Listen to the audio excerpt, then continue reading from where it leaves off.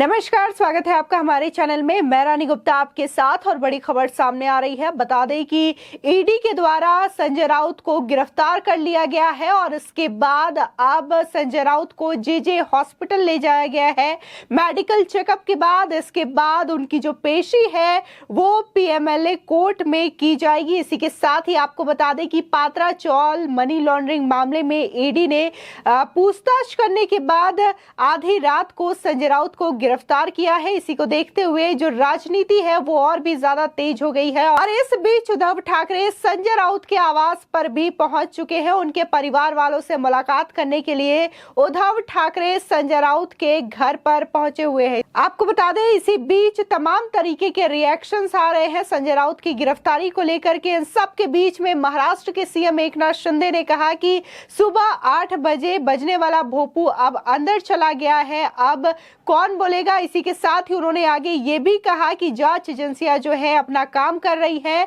और इसके अलावा एकनाथ शिंदे ने यह भी कहा कि अगर आप ईमानदार हैं तो आपको डरने की कोई जरूरत नहीं है, जो जैसा करेगा वो वैसा भरेगा। इसी के साथ ही आपको बता दें, अमरावती के सांसद नवनीत राणा ने भी इस पर प्रतिक्रिया दी और उन्होंने कहा कि चेहरे बदल गए हैं लेकिन सिस्टम वही है और जिस तरीके से जांच एजेंसियां जो काम कर रही हैं उनको इसी तरीके से ही काम करना चाहिए। अगर इस देश के पैसे के साथ कोई इस तरीके से खिलवाड़ करने की कोशिश करता है तो उसके साथ ऐसा ही ट्रीटमेंट किया जाना चाहिए। इसी के साथ ही आपको बता दें कि सांसद रवि किशन ने भी इसको लेकर के प्रतिक्रिया दी और कहा कि जो जैसा करेगा वो वैसा भरेगा। इसी के साथ ही देखने को मिल रहा है कि राज्यसभा और लोकसभा दोनों ही सदनों में इस वक्त जो गिरफ्तारी हुई है संजय राउत की उसको लेकर के हंगामा भी तेज देखने को मिल रहा है। और इसी के साथ ही आपको बता दें, जो विपक्ष के द्वारा लगातार हंगामा किया जा रहा है सदन में और इसी के साथ ही हंगामे की वजह से सदन की कार्रवाई को स्थगित कर दिया गया।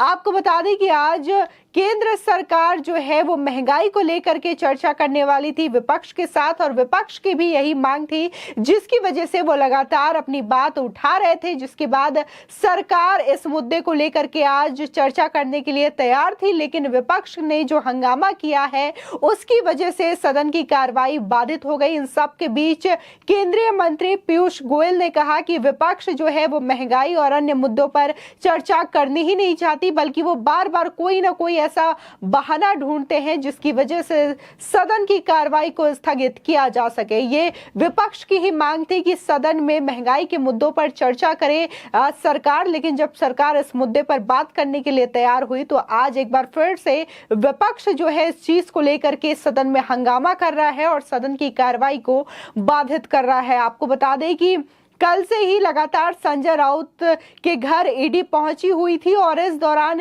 ईडी ने संजय राउत से पूछताछ की। इसके बाद कई सारे डॉक्यूमेंट्स ईडी के हाथ लगे। इसी के साथ ही बड़ी खबर यह भी है कि संजय राउत के आवास से 11.5 लाख रुपए कैश मिले, जिसको लेकर के संजय राउत के भाई ने भी सफाई दी और इसी के साथ ही फिर ईडी संजय राउत को अपने हिरासत में ले गई। वहां पर पूछताछ करने के बाद कई ऐसी बातें सामने आई, जिसके बाद आधी रात को ईडी ने संजय राउत को गिरफ्तार कर लिया और अब जेजे हॉस्पिटल संजय राउत को ले जाया गया है। इसके बाद उनका मेडिकल वहां पे कराया जा रहा है। फिलहाल उनका मेडिकल जारी है, उनका मेडिकल चेकअप किया जा रहा है। वो हार्ट के पेशेंट है और इसकी वजह से कुछ ज्यादा ही हाथ बढ़ता जा रहा है। वहां पे सुरक्षा के भी पुख्ता इंतजाम किए गए हैं और इसी के साथ ही कहा जा रहा है कि जैसे ही ये मेडिकल चेकअप खत्म होगा जेजे हॉस्पिटल से, उसके बाद संजय राउत को जो ईडी के अधिकारी हैं वो पीएमएलए कोर्ट ले जाएंगे। वहां पे उनकी पेशी होगी। पात्रा चौल मनी लॉन्ड्रिंग मामले में ये पेशी होगी और इसी की वजह से ईडी लगातार इस मामले की जांच कर रही थी, जिसके बाद संजय राउत को गिरफ्तार कर लिया गया और इसको लेकर के राजनीति भी तेज हो गई है। तमाम तरीके की जो प्रतिक्रियाएं हैं वो सामने आ रही है, जहां विपक्ष इसको लेकर के हंगामा कर रहा है और इस पर बार बार केंद्र सरकार और ईडी को टारगेट करने की कोशिश कर रहा है। तो इसी के साथ ही सत्ता पक्ष के जो मंत्री हैं और नेता है उनका यही कहना है कि ईडी और सीबीआई अपनी जांच करने के लिए पूरी तरीके से स्वतंत्र है और ये हमेशा से जांच इसी तरीके से कर रही है और ये ऐसा मामला नहीं है जब महाराष्ट्र में तख्ता पलट हुआ है या फिर शिंदे की सरकार बनी बनी है तभी ये एक्शन जो है वो संजय राउत के खिलाफ लिया गया है, बल्कि संजय राउत को ये नोटिस पहले भी जारी किया गया है। और पात्रा चौल मनी लॉन्ड्रिंग जो केस है वो पुराना केस है, कोई नया केस नहीं है, लेकिन ईडी जो है इसकी कार्रवाई बहुत समय से कर रही है। और इसको लेकर के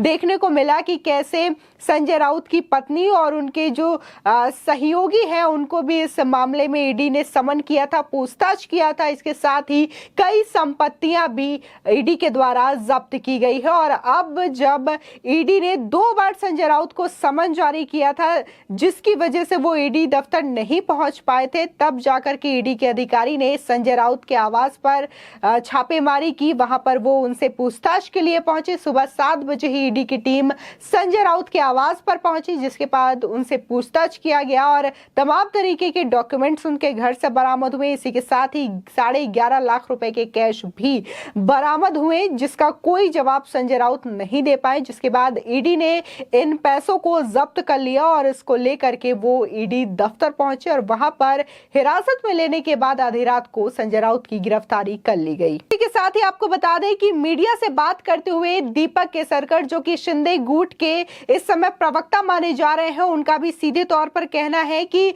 संजय राउत को पात्रा चौल मनी लॉन्ड्रिंग मामले में ईडी के द्वारा पर्याप्त समय दिया गया था। और जिस तरीके से आज बोला जा रहा है उद्धव ठाकरे या फिर संजय राउत के द्वारा कि ईडी इस तरीके से कार्रवाई कर रही है, प्रतिशोध की कार्रवाई कर रही है, तो ये गलत है, क्योंकि पर्याप्त समय संजय राउत को ईडी के द्वारा दिया गया था। 2 बार उन्हें समन जारी किया गया था और जिस तरीके से उन्होंने ये आदेश भी मांगा था कि फिलहाल ये समन जो है ये पूछताछ स्थगित कर दी जाए, तो इस पर भी देखते हुए उन्होंने दूसरा समन जारी किया था। इसके बावजूद संजय राउत वहां पर उपस्थित नहीं हुए, जिसके बाद ये कार्रवाई की गई। फिलहाल आपको बता दें कि जेजे हॉस्पिटल में संजय राउत के मेडिकल चेकअप्स करवाए जा रहे हैं, जिसके बाद कहा जा रहा है कि उन्हें पीएमएलए कोर्ट में पेश किया जाएगा। उसके बाद ईडी की पूरी कोशिश रहेगी, जिस तरीके से जो चार्जशीट दाखिल की गई है, ईडी के पास जो पर्याप्त सबूत है उसके आधार पर जो गिरफ्तारी है, जो कस्टडी है पूछताछ के लिए, इंट्रोगेशन के लिए, वो और भी ज्यादा डिमांड जो है ईडी के द्वारा कोर्ट से की जा सकती है। जिसके बाद कोर्ट का ये फैसला देखने को होगा कि ईडी को रिमांड संजय राउत का मिलता है या नहीं। आपकी इस खबर पर क्या राय है, हमारे कमेंट सेक्शन में जरूर बताएं। आगे की और भी अपडेट के लिए चैनल को सब्सक्राइब करना ना भूलें।